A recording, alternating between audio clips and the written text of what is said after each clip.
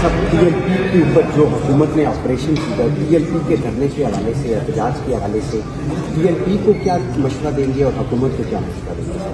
देखिए, हमने हमेशा PLP के साथ यकजहती का मुजाहरा किया है, पिछले अखबार में भी और आज भी, और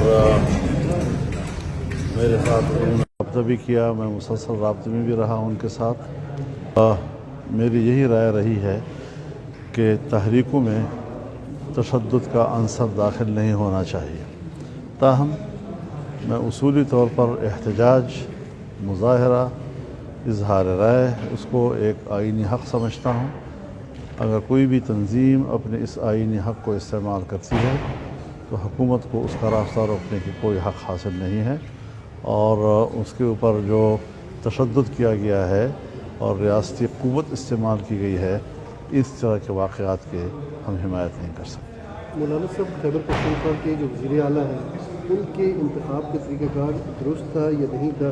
अगर आप उसको गलत समझते हैं तो क्या हिकमत अमली आगे? हाँ, देखिए, इस वक्त तो मामला अदालत में है और अदालत को चाहिए कि वो इंतज़ामी किसी हुक्म की तरफ जाने के बजाय इसको कानून व आइन की रूह से केस की समाअत करे और कानून व आइन की रूह से जो इंसाफ का तकाजा हो उसे पूरा करे।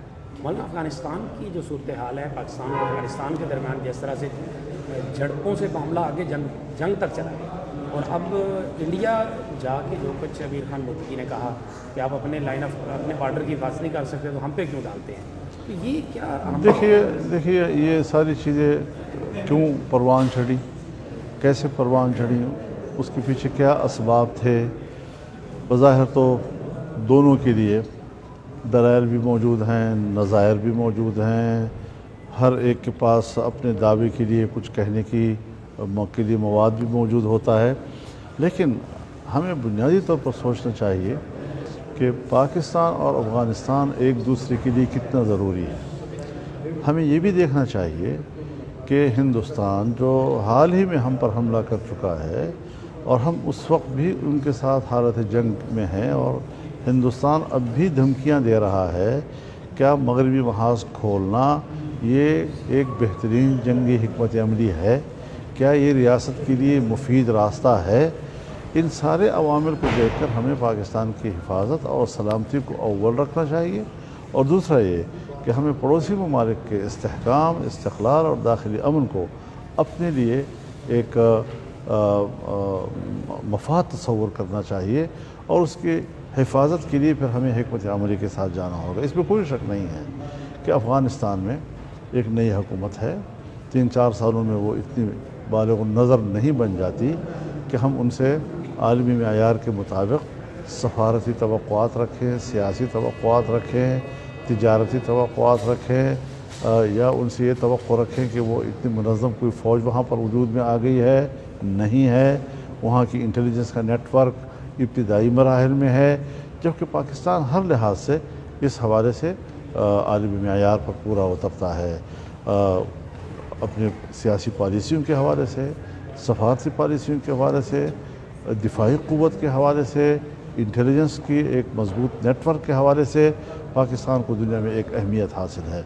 मैं अपनी हुकूमत को भी यही मशवरा दूँगा कि हम इस सारे मामले को इंतहाई तहम्मुल, बुर्दबारी, संजीदगी और गहराई के साथ देखें, और मैं ये कोशिश करूँगा कि दोनों ममालिक वो राब्ते में आ जाएँ और बातचीत के ज़रिए से अपने एक दूसरे की शिकायत को दूर करें और एक मुस्तकिल दोस्त पड़ोसी की तरह रहने का आहद करें।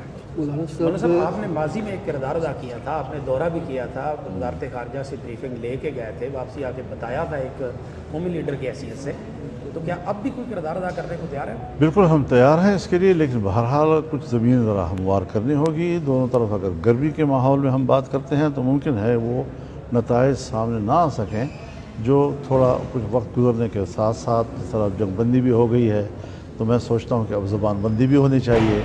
एक दूसरे के ख़िलाफ़ प्रोपेगेंडा और सोशल मीडिया को इस्तेमाल करना, बयानबाजियाँ करना, इससे भी अगर हम रुक जाएँ तो एक माहौल बन जाएगा کہ ہم باہمی رابطوں کے ذریعے سے مسئلے کو حل کریں. اچھا سر، افغانستان کشمیر کا کے کیا حوالے سے- موقف ہے سر اس سارے معاملے پر؟ افغانستان سے اگر آپ کی کوئی بات چیت ہوئی ہے ان کا کیا اس حوالے سے موقف ہے؟ جہاں تک میری معلومات ہیں انہوں نے ہماری اس رائے سے اتفاق کیا ہے کہ ہم مل بیٹھ کر معاملات کو طے کریں، اور یہ بھی اس حقیقت کو، زمینی حقیقت کو بھی تسلیم کیا ہے کہ کچھ ہمیں اس کے لیے زمین ہموار کرنی چاہیے، سر، بھارت کا ماحول بنانا چاہیے. بھارت کا سر اس میں جو کردار ہے، افغانستان بھارت کی آپ سمجھتے ہیں کہ اس کے تسلط میں ہے، اس کی اثر میں ہے یا نہیں ہے، اس وقت آزاد ہے؟ اس پر ہمیں سوچنا ہوگا کہ پاکستان ان حالات میں، جبکہ انڈیا کے ساتھ ان کی سرحدی گرما گرمی چل رہی ہے اور باہمی تعلقات میں انتہائی کشیدگی ہے، ایسے ماحول میں ہم اپنے پڑوسی ممالک کو ان کی طرف کیوں دھکیلیں اور انڈیا کو ایسے مواقع کیوں فراہم کریں کہ آج ہم امیر خان متقی کے دورے پہ اعتراضات تو کر رہے ہیں، لیکن یہ مواقع ہمیں ان کو نہیں مہیا کرنے چاہیے. یہ حکمت عملی ہماری ہونی چاہیے ایک پڑوسی ملک پاکستان کے قریب تر رہے. متقی صاحب نے جو ایک سٹیٹمنٹ دی کہ کشمیر جو ہے وہ بھارت کا داخلی معاملہ ہے، اس سے پاکستان کی خارجہ پالیسی کو بہت ہی نقصان پہنچا ہے، اور میرا خیال ہے کہ پاکستانی عوام کے جذبات کو اور کشمیری عوام کے جو جذبات ہیں انہیں بہت ٹھیس پہنچی ہے. میرے خیال میں اس کے اوپر بحث کرنے سے پہلے ہم خود بحث کریں کہ کشمیر پر ہمارا کردار کیا ہے، ماضی میں کیا رہا ہے، ہم نے کشمیر پر کتنے رائے بدلی اور کتنی پالیسیاں بدلی، اور کیا ہم واقعتاً اس کو اقوام متحدہ کی قراردادوں کے تحت حل کرنے کی طرف لے جا رہے ہیں یا ہندوستان کی بالادستی کی طرف لے جا رہے ہیں. یہ گہرا سوال ہے اور اس پر ہمیں خود بھی غور کرنا چاہیے. تھینک یو، شکریہ.